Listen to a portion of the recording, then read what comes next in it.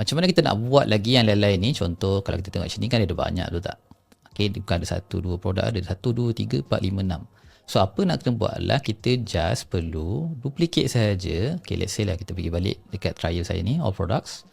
And then saya hanya nak duplicate yang ni saya tak nak lah sebab ini saya nak tunjuk saja. So saya nak duplicate yang this one. Saya klik ni, saya tekan button duplicate and then saya tukar saja dia punya nama lah. Contoh yang ni kita letak lah black. Okay, and then image saya nak duplicate semua, tapi yang gambar first saja saya nak tukar. Stock pun saya nak duplicate jugalah. So saya tekan duplicate. Okay, and then pergi pada bahagian image, masukkan gambar produk nombor 2. Okay, this one. Okay.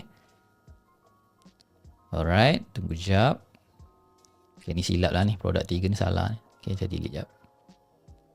Nak delete tekan yang button merah ni, ikon merah tu So patutnya 2 sampel, 4 sampel, 5 sampel, 3 sampel sepatutnya. Produk 3 sampel lah. Okay.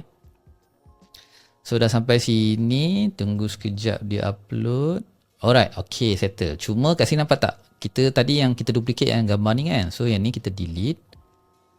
Okay, and then yang first kali gambar hitam ni kita naik ke atas.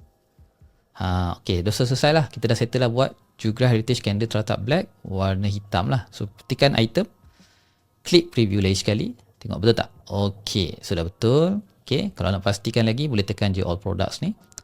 Kita boleh nampak semua gambar produk lah. Okay, so ini dah betul lah 2, 1 dan juga yang ini. So boleh ulang step ni buat untuk semua color ataupun semua produk yang you ada lah.